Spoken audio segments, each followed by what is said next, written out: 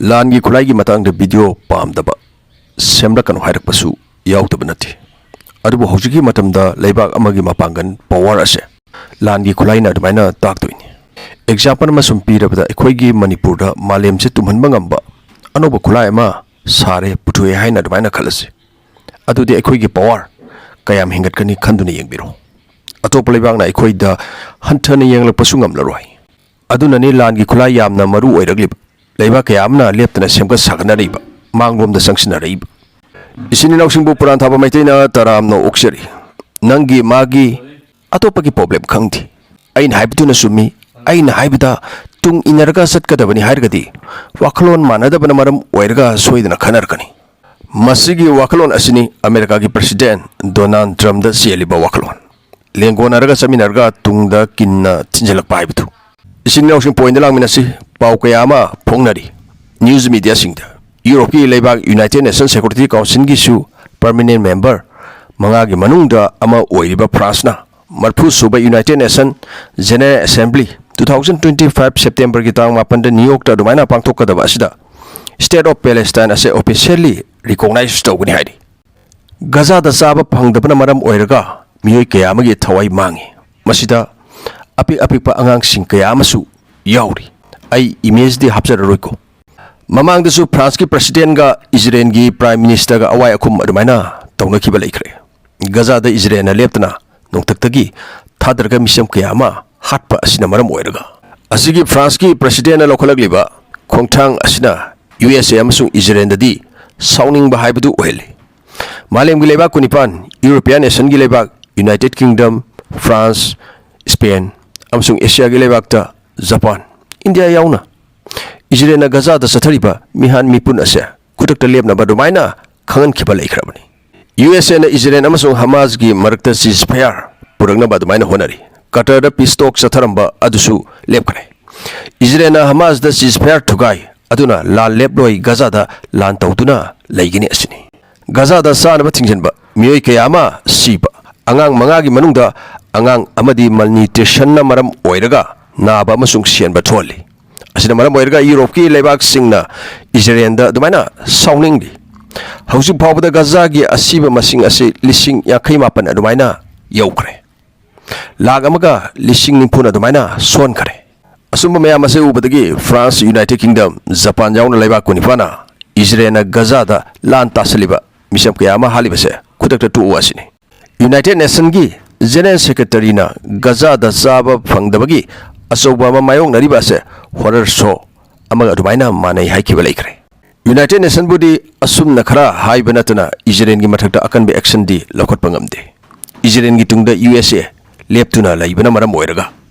WHO gi simnasu Gaza da sathari ba sak tang ba Saba Fangdaba se men ni habidi miyoi bena sembani haiba Dumaina phawba laikre. Kanana semba Israel na semba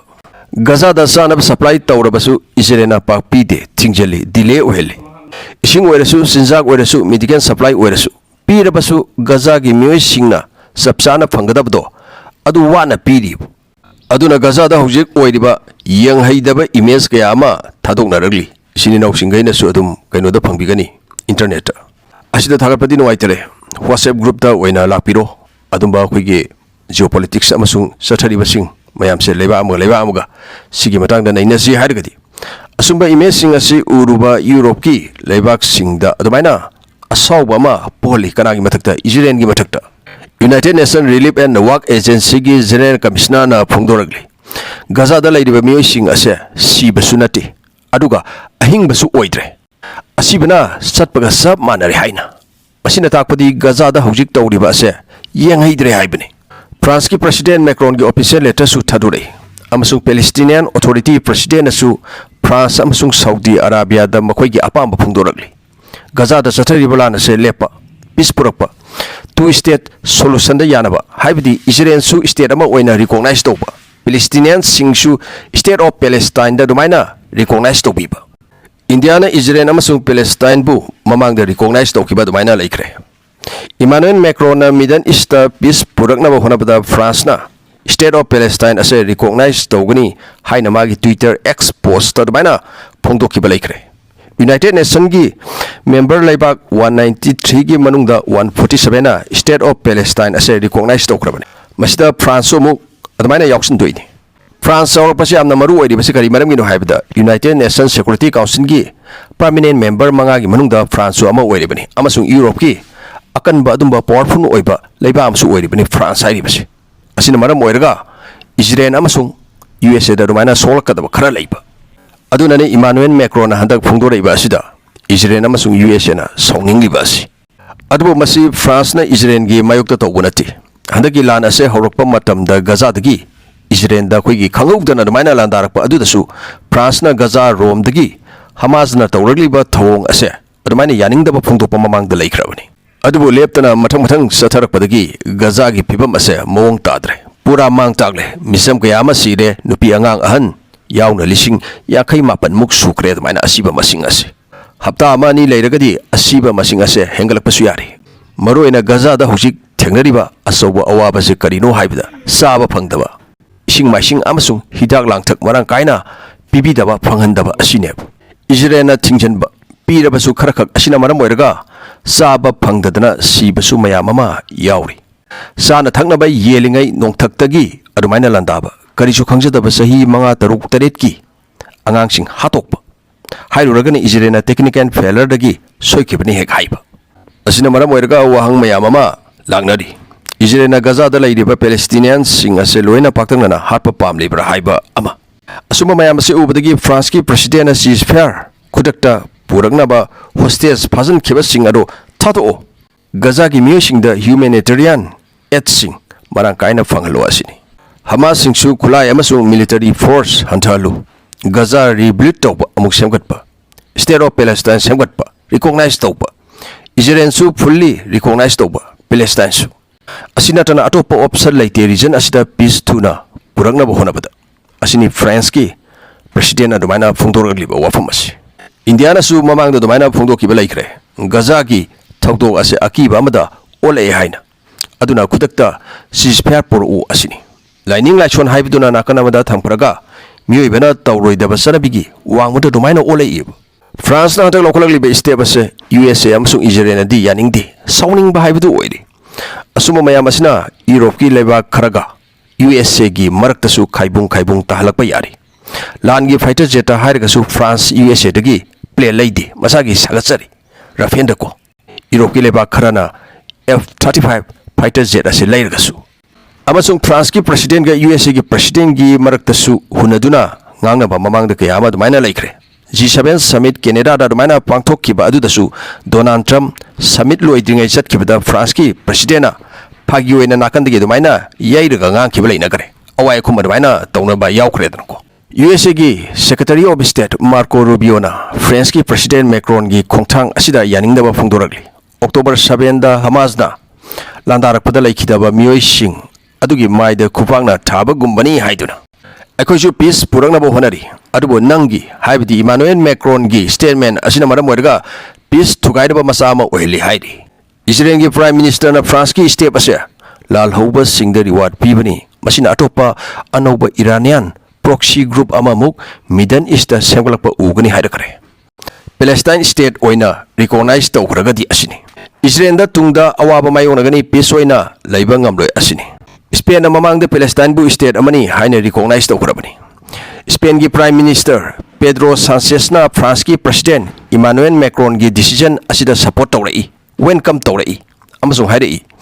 Israel na thugaina ba honariba ase punna ngangmina na ba protect tawminaga bani haiduna Senior Palestinian Authority official Hussein al-Sheikh na France ki khongthang asibu welcome tawrai France matampuno magta international law humanitarian aid Middle East peace puraknaba honai amasu wangangi haiduna Hamas na su Macron gi khongthang ase asumba positive step ni Israel na Palestinian singbu namchanaba honabagi mayok ta haina admaina phungdorok pasu lairi